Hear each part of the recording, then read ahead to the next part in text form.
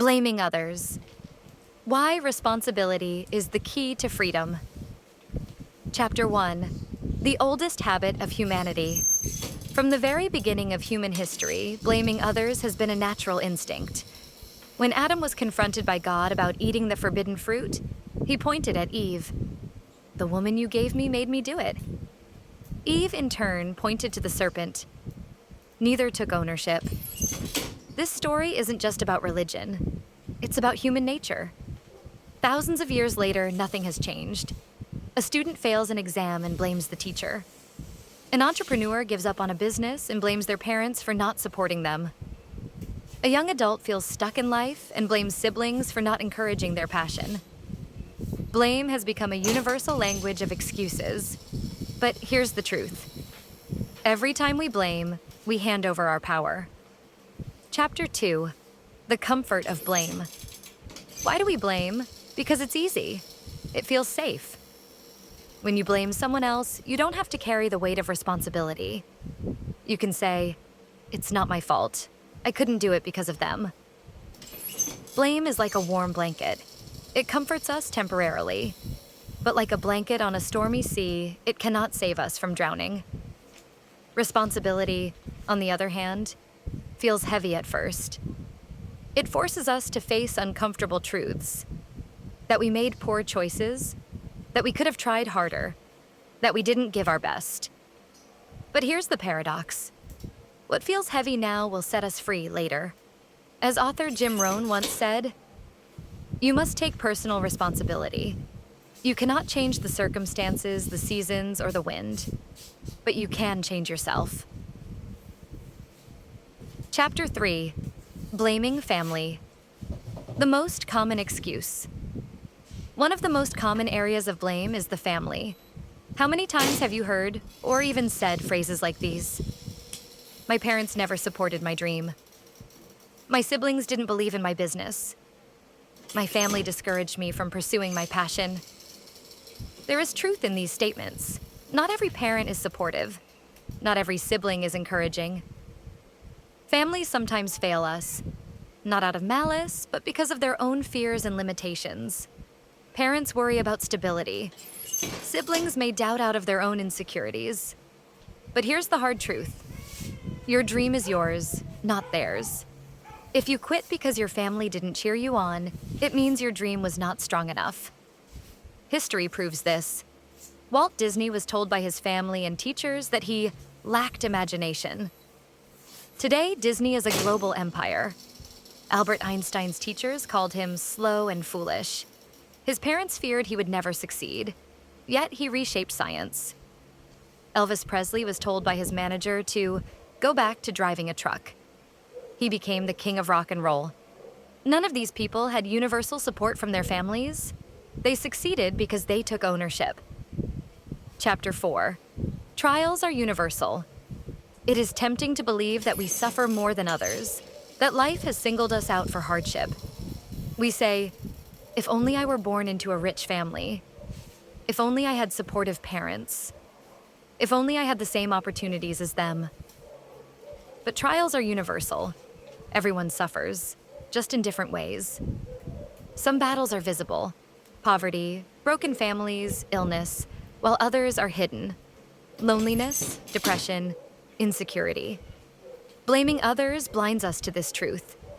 It tricks us into thinking we are the only victims. But look closer, and you'll see that no one escapes trials. Even those who seem privileged face their own storms.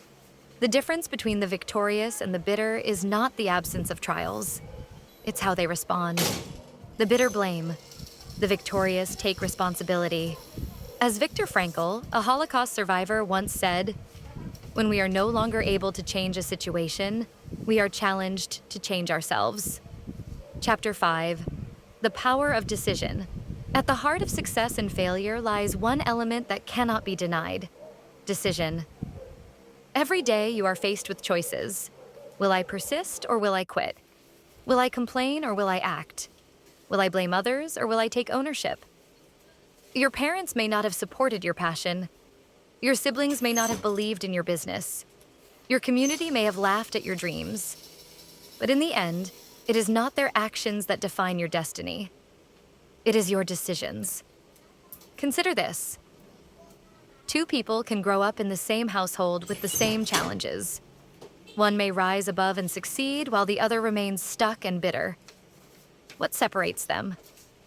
Not circumstances, but choices. The direction of your life will never be determined by what others did or didn't do for you. It will always be determined by what you decide to do with what you have. As motivational speaker Tony Robbins once said, "It is in your moments of decision that your destiny is shaped." Chapter 6. Stories of Ownership. Throughout history, we find countless examples of people who could have blamed others but chose ownership instead.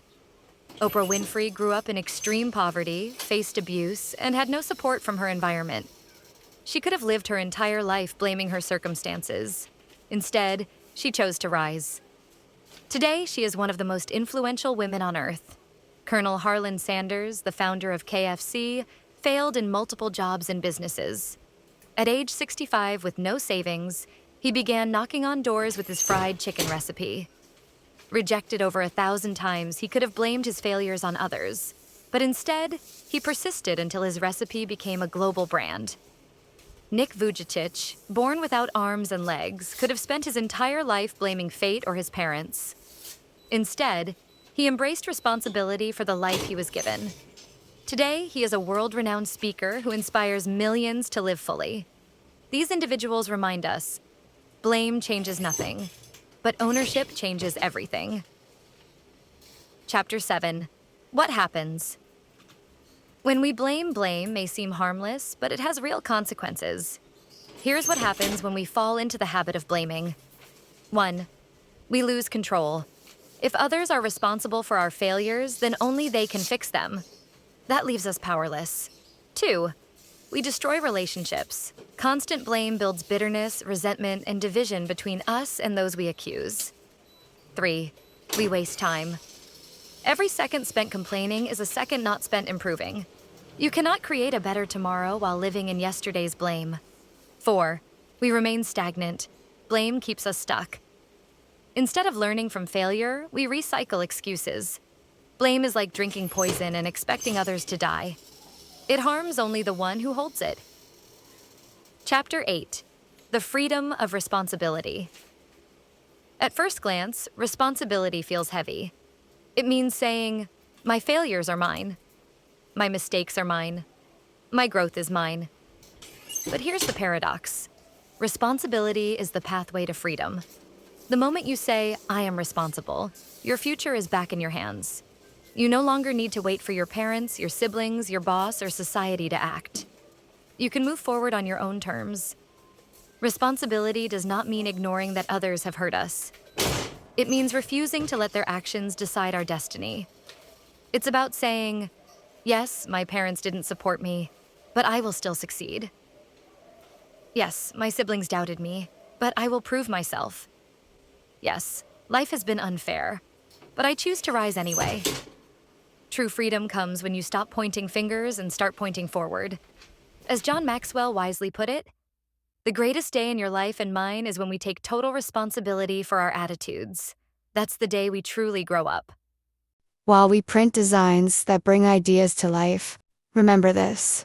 In real life, we are the ones who design our future. Stop blaming others, take responsibility, and grow. Like, follow, or subscribe to stay updated for the next chapter of Blaming Others: Why Responsibility is the Key to Freedom.